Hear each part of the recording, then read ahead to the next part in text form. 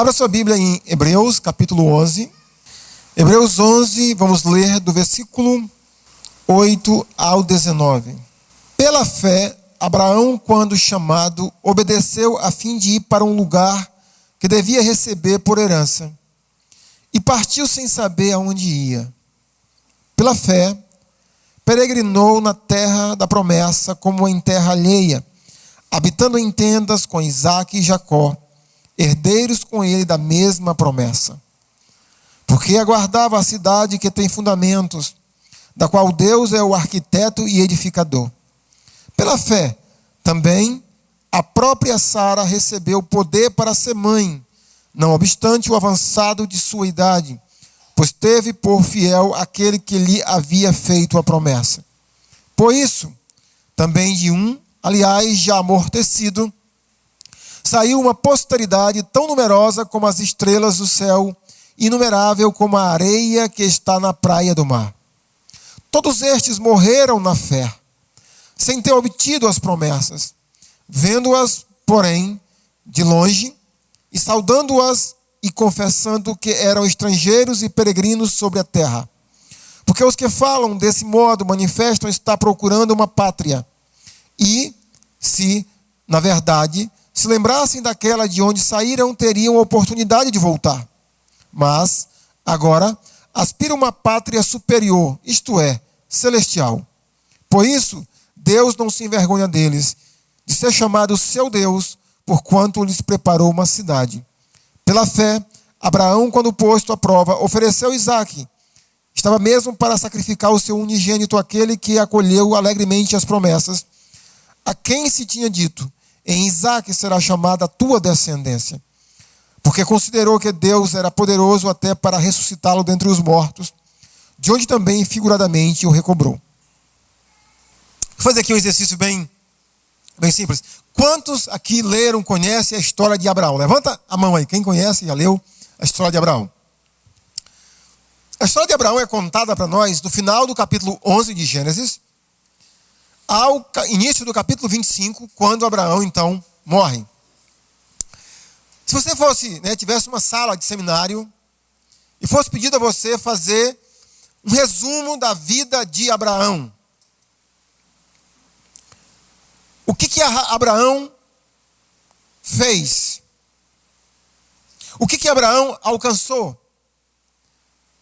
O que Abraão fez pela fé? Se você fosse atento e estudioso do Novo Testamento, você não gastaria muito tempo, você copiaria Hebreus, capítulo 11, do versículo 8 ao 19, nós temos um esboço, um resumo, uma síntese da vida desse patriarca chamado Abraão. Abraão, para nós, ele é chamado, para nós, no Novo Testamento, o pai da fé.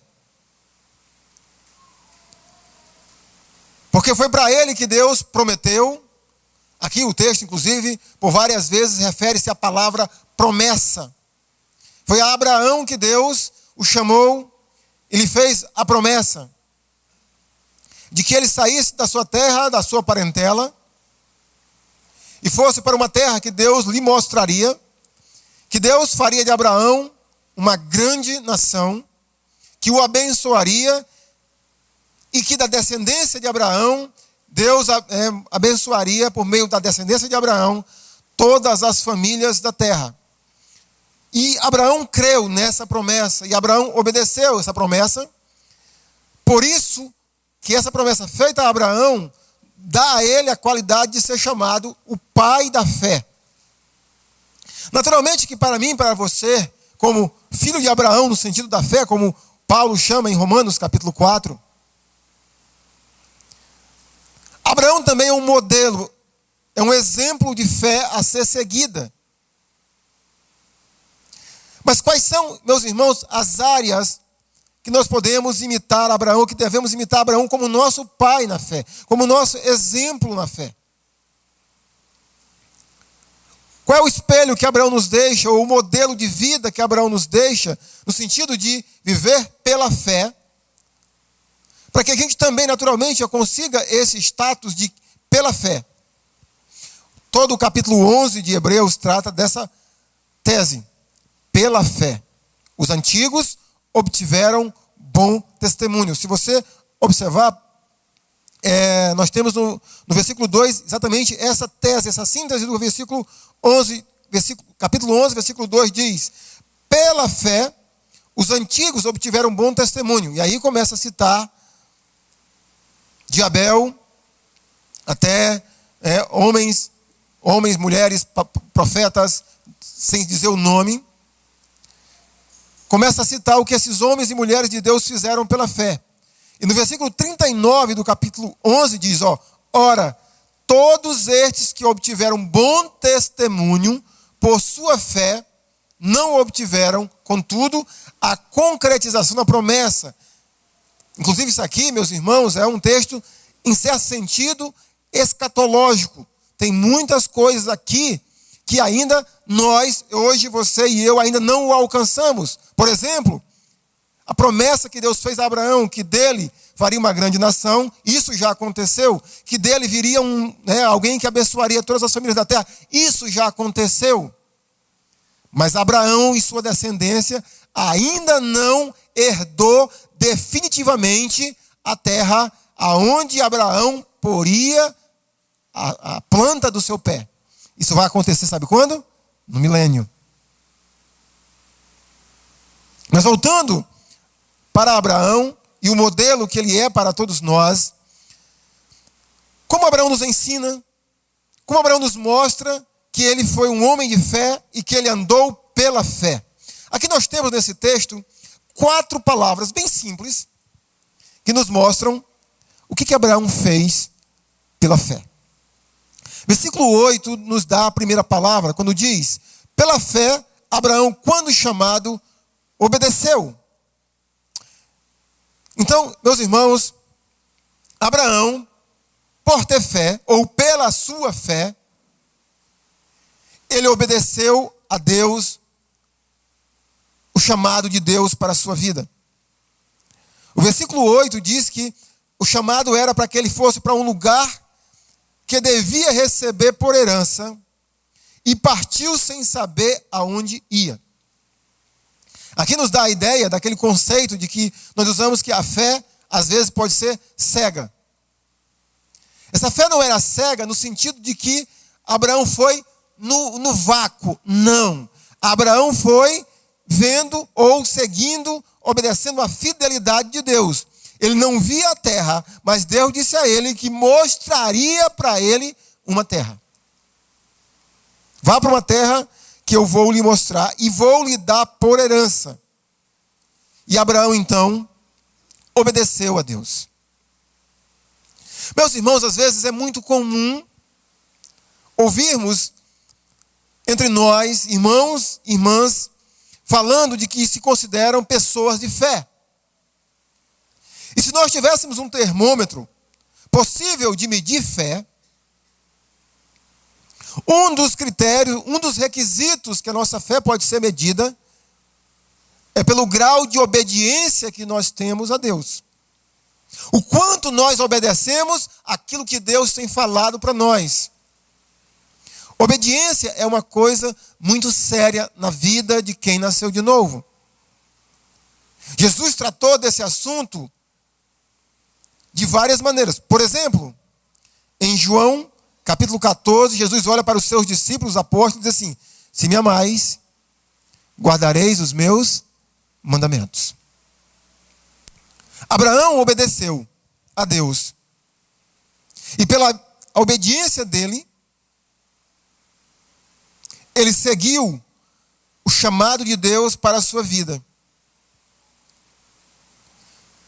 Interessante é que diz assim no versículo 8, a parte A do verso: quando chamado. Eu creio, irmãos, que na nossa vida há 2 áreas pelas quais Deus nos chama. Há uma área muito geral, muito genérica, no sentido que todos nós somos chamados a obedecer. Obedecer a Deus, obedecer a palavra de Deus. É um desafio, é um chamado para toda a igreja de Cristo. Observar a palavra. Congregar, por exemplo, é um chamado genérico para todo mundo. Não deixar de congregar. Orar é um chamado para todo mundo. Ler a palavra é um chamado para todo mundo. Meditar na palavra é um chamado para todo mundo. Mas no caso de Abraão, houve um chamado específico. E não é diferente, meus irmãos, para mim e para você. Na nossa vida também, há esse chamado geral, que tem a ver com a vida de toda a igreja. Mas há chamados específicos. Deus chama pessoas especificamente para servi-lo em ministérios específicos. Deus chama pessoas para se dedicar em áreas específicas, para fazer serviços específicos. E quando Deus chama, esse chamado de Deus sempre é muito pessoal. É entre a gente e Deus. E é tão especial que a gente sabe, o chamado de Deus sempre vai ser especial. Para me ilustrar isso para vocês, deixa eu dar um exemplo do Novo Testamento. Quando Jesus ressuscitou Lázaro, imagino que todo mundo conhece a história. Se Jesus chega onde Lázaro foi sepultado, imagine que ali fosse um cemitério. Eu não sei se havia outras pessoas ali sepultadas, onde Lázaro foi sepultado. Mas se Jesus chega ali, imagine que fosse um cemitério no padrão dos nossos dias. E chega ali e de maneira genérica diz assim: morto ou mortos, venham para fora. Quantas pessoas tinham ressuscitado? Todas. Jesus não chamou todos, Jesus chamou apenas Lázaro. Vem para fora. Sempre o chamado de Deus, irmãos, para a nossa vida, ele é também específico. E você e eu, irmãos, estaremos andando pela fé se respondermos a esses chamados específicos que Deus vai fazer durante toda a nossa vida cristã. O chamado de Deus para a vida da gente sempre é assim. Ele nos chama para sair de um ponto A a ir um ponto B. E a gente pensa que quando chegar nesse ponto B, ali terminou. Não, dali ele nos chama para um outro lugar. Foi assim com Abraão. Deus chamou Abraão para sair do meio da família dele, da terra dele. Abraão saiu da terra dele, mas não do meio da família dele. Ele trouxe o pai, ele trouxe irmãos, ele trouxe sobrinho. Aí ficou no ponto B, em Harã. Depois, quando o pai dele morreu em Harã, Deus repete o chamado para ele, ele sai, mas ainda traz um ente ou um membro da sua família, ele traz um sobrinho chamado Ló. Então, o chamado de Deus, ele é geral para todos nós, mas também ele é específico. Tem alguma coisa, meu irmão, que Deus tem chamado você para fazer e você não tem obedecido? Se não obedece, você não está andando, eu não estou andando pela fé.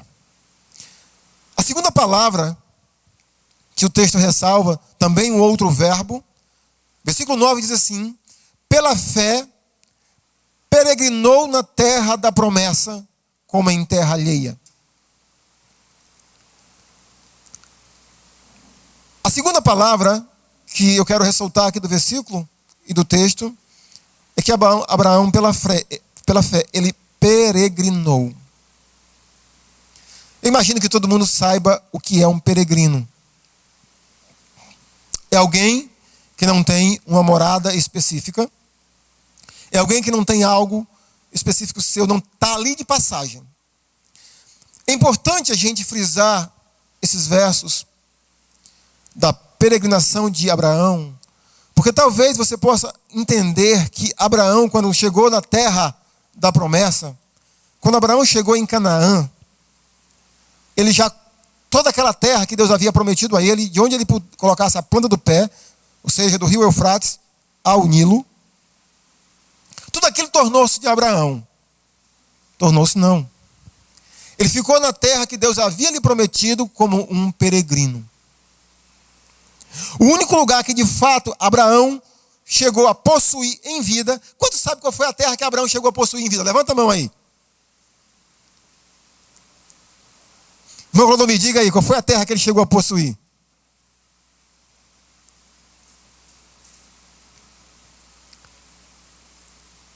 Você pode falar, se errar, os universitários ajudam. O lugar que ele e a esposa foram enterrados. Ele comprou esse lugar, um campo. A Bíblia não diz as dimensões desse campo, chamado Macpela. Ele comprou. E ele ficou andando de lugar para lugar na terra que Deus prometeu a ele.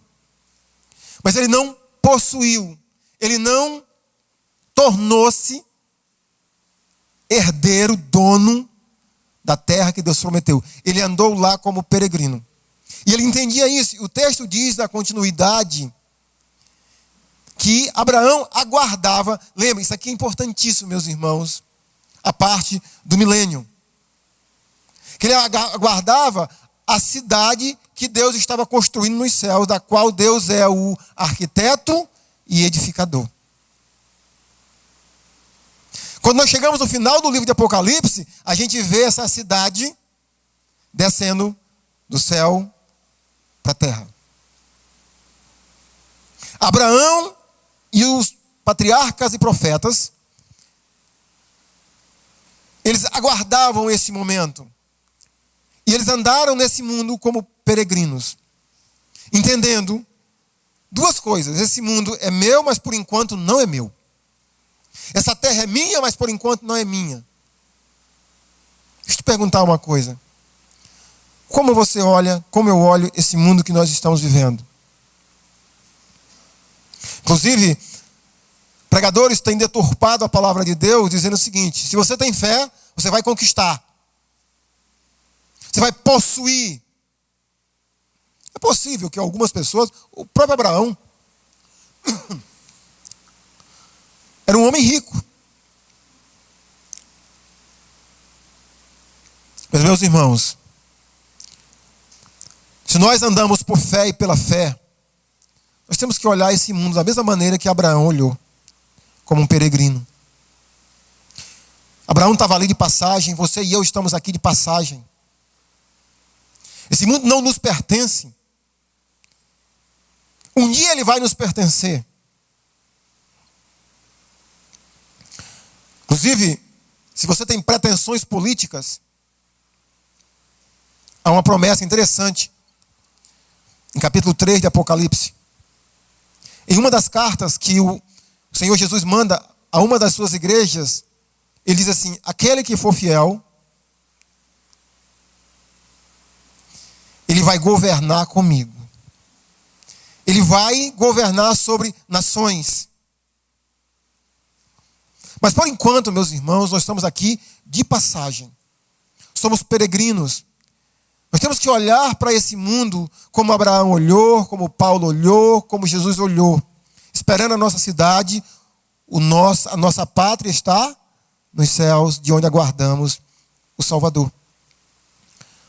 A terceira palavra, irmãos, que tem muito a ver, a maneira pela qual Abraão andou pela fé, é a palavra recebeu. Versículo 11 diz assim: pela fé também, ou seja, pela fé, Abraão e Sara receberam. Sim, também quando temos fé e andamos por fé, pela obediência do que Deus tem falado a nós, com a visão correta desse mundo, nós somos peregrinos neste mundo, nós também vamos receber. E Abraão e Sara receberam parte da promessa de Deus para a vida deles. Deus prometeu a esse casal, especificamente a Abraão, que dele faria uma grande nação. Então, uma nação tão numerosa como as estrelas do céu e como a areia do mar. E os anos foram passando e Abraão não obtinha com Sara essa promessa, até que, quando Abraão está com 99 anos, Sara com 89 anos, então acontece a bênção de Abraão e Sara receberem, ou seja, Sara engravidou. Sara concebeu. E por isso a promessa de uma descendência tão numerosa como a areia do mar, como as estrelas do céu, tornou-se possível. Eles receberam. Como eu vos falei anteriormente, Abraão, ele era um homem muito rico. Mas é incrível aqui, irmãos, que o texto, quando o autor do Novo Testamento resume a vida desse homem, Abraão, ele não diz que Abraão recebeu gado, algum pedaço de terra, escravos, dinheiro, fama. Ele não fala nada disso. Ele fala o que Abraão recebeu foi cumprimento de parte da promessa de Deus para ele. Um filho. Portanto, Abraão recebeu uma família. Deus deu a ele a continuidade, a perpetuidade da sua genealogia. Deu a ele um filho por meio de Sara. E por meio desse filho chamado Isaque, foi que a promessa de Deus pôde chegar até mim e a você, até os confins da terra, para abençoar todas as famílias da terra. Sim, meus irmãos, quando nós andamos por fé e pela fé, nós iremos receber bênçãos de Deus na nossa vida. Amém? Vamos receber. É possível que você já tenha recebido tantas bênçãos de Deus. E talvez você espere, queira, você bitolou na sua mente que as bênçãos de Deus para a sua vida são bênçãos somente materiais. Faz parte. Mas receber bênçãos espirituais, receber bênçãos na própria família. A família, meus irmãos, é uma bênção. Se a gente olhar no livro, na Bíblia, a gente percebe sempre esse conceito. Por exemplo, herança do Senhor são os filhos. Quando a gente olha, por exemplo, o início do livro de Êxodo, Faraó dá a ordem às parteiras para matar todo filho homem hebreu que nascesse. E elas não obedecem à ordem de Faraó. Ele diz assim: e Deus as abençoou, dando-lhes família. Família é uma bênção. O seu esposo é uma bênção. Sua esposa é uma bênção. Seus filhos são bênçãos do Senhor. Uma vida cristã, vivendo em comunhão com Deus, é uma bênção. Andar com Cristo é uma bênção. Mas também receber coisas materiais são bênçãos que temos que entender, meus irmãos, que é Deus que tem nos dado porque você tem andado pela fé. E a quarta e última palavra, observe o que foi que Abraão fez com a bênção que ele recebeu. Verso 17. Pela fé, Abraão, quando posto à prova, ofereceu. Ele ofereceu o filho dele.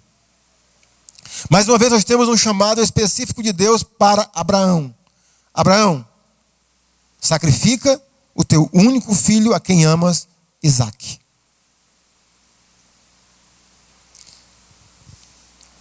Eu não gosto de pensar muito nessa situação.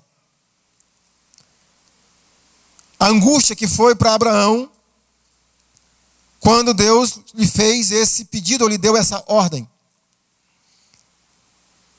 Eu não sei se Abraão teve coragem de chegar para Sara. Imagina só, Abraão chegando para Sara e disse: minha filha, eu estou indo oferecer um sacrifício a Deus e ao nosso filho, fica aí que a gente volta. Eu não sei se Abraão falou a verdade para Sara. Eu não sei, a Bíblia não diz. Se põe no lugar de Sara. Abraão tinha já outro filho, não com Sara. Tinha um filho por nome Ismael. Mas Sara só tinha um filho. E Deus pediu para Abraão oferecer esse filho. E ele ofereceu. Ele ofereceu porque ele tinha fé, segundo o Novo Testamento, segundo esse texto, que Deus o traria da morte para a vida. Que Deus lhe ressuscitaria. Acredito que o autor deduziu que Abraão tinha essa fé, porque quando é o texto lá do capítulo 22 de Gênesis, e quando Abraão se despede dos servos que foram com ele, Isaque, para esse sacrifício, Abraão diz para eles aguardar, eu e o rapaz iremos adorar e voltaremos. Ele não diz eu voltarei, ele diz voltaremos. Ele e Isaque. E ele ofereceu. Ele ofereceu o presente, a bênção que Deus tinha dado para ele. Ele ofereceu aquilo que ele tinha recebido de Deus. Meus irmãos, graças a Deus que hoje Deus não vai pedir mais isso de você. Deus não vai pedir mais isso de mim. Deixa eu te fazer uma pergunta. O que você tem oferecido a Deus?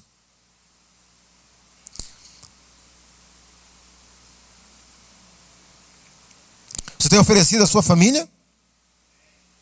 Você tem feito que nem Josué, eu e a minha serviremos ao Senhor?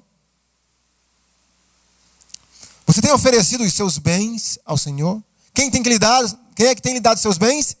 É Deus. Você tem oferecido o seu tempo para Deus? Quem dá o meu tempo, o seu tempo? É Deus. Você tem oferecido a sua vida para Deus? É muito comum a gente encontrar irmãos em Cristo que estão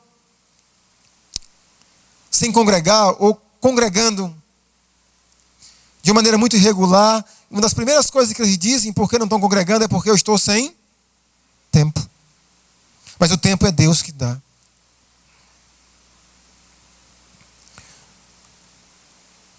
Se encontrarmos pessoas sinceras que não estão oferecendo a Deus os seus bens, e nós perguntarmos por que você não está oferecendo, ele vai dizer porque eu estou sem dinheiro. Mas é Deus que dá. O pouco ou o muito. O que você, meu irmão, está oferecendo a Deus? O que Deus tem lhe pedido? Meus irmãos, eu acho que uma das coisas, assim, eu fiquei pensando, uma das coisas que nós somos mais negligentes como igreja em oferecer a Deus é um negócio chamado dons. Você imagine a maneira que a Bíblia apresenta a salvação. Imagine que Deus me dá um pacote. Tudo isso aqui, digamos que é um pacote que Deus me dá. Isso é a salvação. Deixa eu tentar colocar isso aqui para todo mundo ver. Imagine que esse pequeno gasofilácio simboliza a minha salvação, a sua salvação. E aqui dentro tem um montão de coisas. A maioria dos cristãos, eles abrem e tiram apenas um bilhetinho com o nome justificação. E nunca mais mexem aqui. Mas aqui dentro tem santificação também. Aqui dentro tem maturidade espiritual. Aqui dentro tem dons que são dados aos homens e mulheres de Deus para servirem à igreja de Deus. Mas eles deixam aqui dentro. Deus deu, mas eles não oferecem a Deus. Eles não oferecem seu tempo. Eles não oferecem seus bens, a sua saúde. Eles não oferecem, muitas vezes, nada para Deus. Mas dizem que andam pela fé. Pela fé, meus irmãos, Abraão obedeceu. Peregrinou. Recebeu, mas ofereceu como sacrifício. Não existe, meus irmãos e irmãs, oferta a Deus sem sacrifício. O texto diz, observe versículo 17 e 18, pela fé Abraão, quando posto à prova, ofereceu Isaque e estava mesmo para sacrificar o seu unigênito, aquele que acolheu alegremente as promessas a quem Deus disse, em Isaque, será chamada a tua descendência. Meus irmãos, ainda hoje, dando uma olhada no capítulo 11 de Hebreus, comecei a observar, na lista de todos esses heróis e heroínas da fé, o que acompanha? Pela fé. O que foi que ele fez, que ela fez? Pela fé. E comecei a observar esses verbos. Meus irmãos, é incrível que a fé nos leva a agir. Sempre os verbos denotam alguém tendo atitude, alguém vencendo o exército, alguém sendo ressuscitado dentre os mortos, alguém oferecendo, alguém obedecendo, alguém sacrificando, sempre pela fé.